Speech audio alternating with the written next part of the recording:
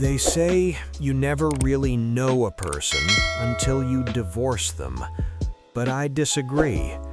You really know a person when you catch them thinking they've gotten away with murder. My name is David.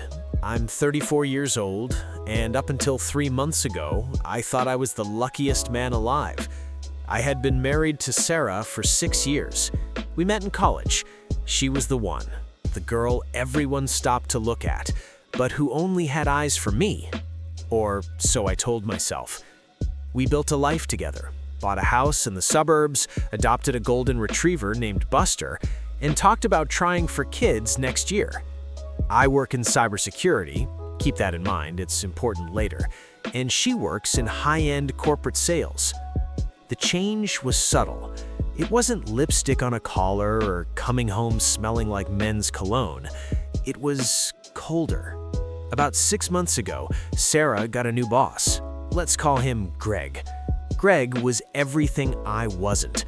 Older, flashy, drove a Porsche, wore suits that cost more than my first car. Sarah started talking about him constantly. Greg is so visionary.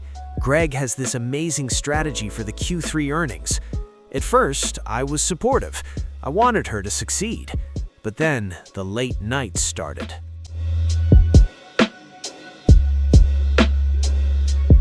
It started with the phone. Sarah used to leave her phone on the coffee table, face up. Suddenly, it was always face down, or in her pocket, or in the bathroom with her while she showered. One Tuesday night, we were watching a movie. Her phone buzzed. She lunged for it. I mean, physically lunged. She saw me looking and laughed. A nervous, high-pitched laugh. "Oh, just work crisis. Greg needs your file." At 10:30 p.m.? I mentioned I work in cybersecurity, right? I deal with data breaches for a living. I know when a system is compromised, and my marriage was showing all the signs of a security breach. I didn't confront her. That's rookie mistake number 1. If you confront without proof, they gaslight you. They call you crazy. They make you apologize for doubting them. No, I needed hard data. I couldn't get into her phone. She had changed the passcode, but she forgot that we shared a family plan on our cellular provider. I logged into the carrier's website. I pulled the call logs and text metadata. My heart stopped. Every morning on her way to work, 20 minutes call to a number ending in 4599. Every evening on her way home, 30 minutes call to 4599. Hundreds of texts, pictures sent. I ran the number. It was a corporate line registered to her company. But here is the kicker. I checked her Google timeline history. We shared locations for safety, something we set up years ago and she likely forgot about. On the nights she was working late at the office, her GPS showed her at a condo complex downtown, the Platinum Towers. I looked up the residence. Gregory P. Miller, Unit 42B.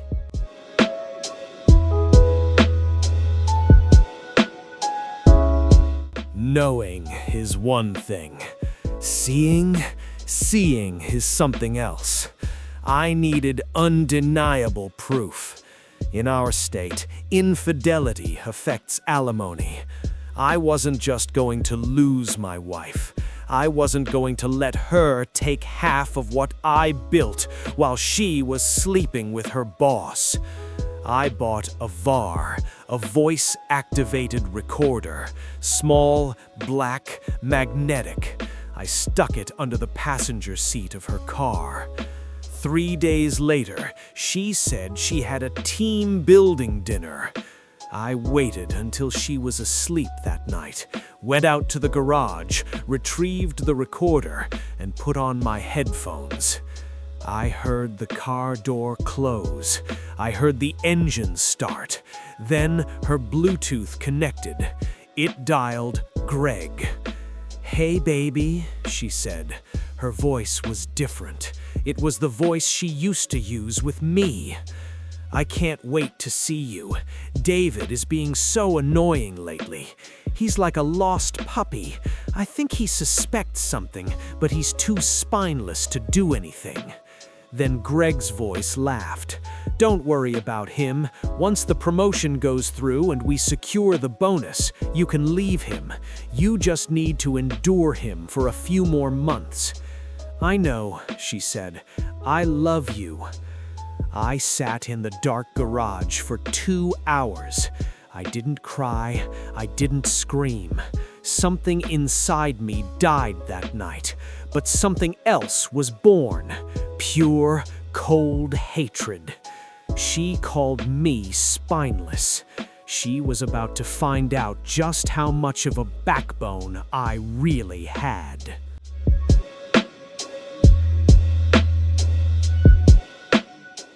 I played the role of the loving husband for 3 more weeks.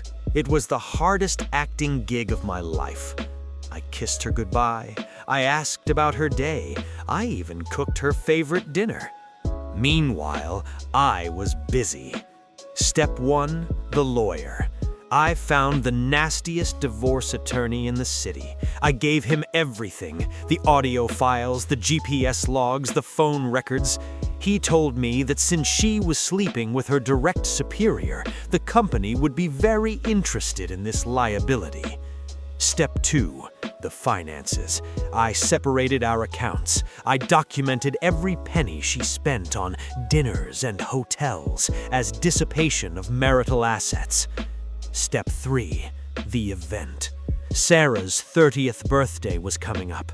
Her parents were flying in, her sister, her best friends, and of course, she had invited her work team, including Greg. It was the perfect stage.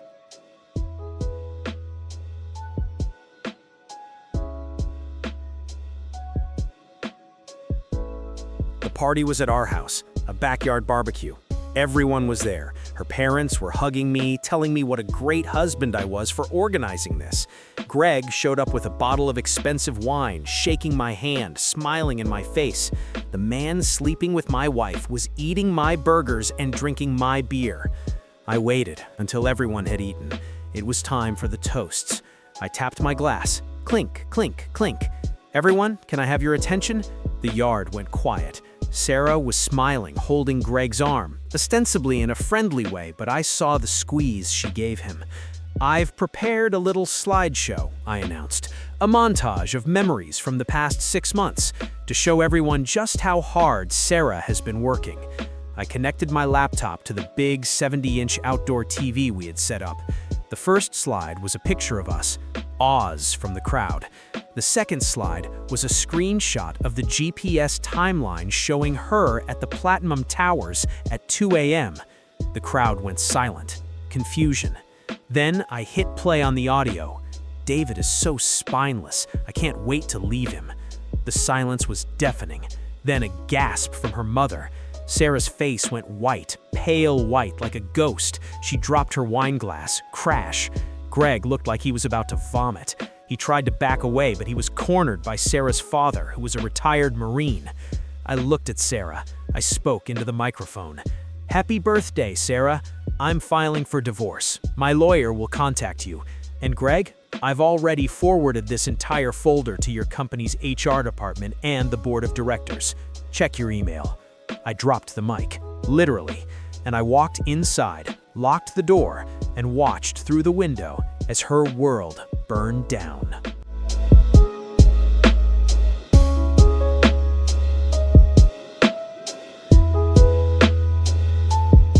The fallout was nuclear. Sarah's parents refused to let her stay with them. They are old school and were humiliated. She had to stay at a motel. Greg? He was fired 3 days later. It turns out sleeping with a subordinate and expensing the hotel rooms to the company credit card is a massive violation of policy. His wife? Yeah, he was married too. Took him for everything he had. As for the divorce, because I had proof of infidelity and financial dissipation, I kept the house, I kept my pension. She walked away with her car and her clothes. She tried to call me last week, a voicemail. She was crying, saying she made a mistake, that Greg meant nothing, that she missed her life, she missed the dog. I didn't delete the voicemail. I saved it. Sometimes, when I'm having a bad day, I listen to it. Not because I miss her, but because it reminds me that the spineless man she mocked was strong enough to stand up for himself. If your gut tells you something is wrong, listen to it. It's usually right. Thanks for listening.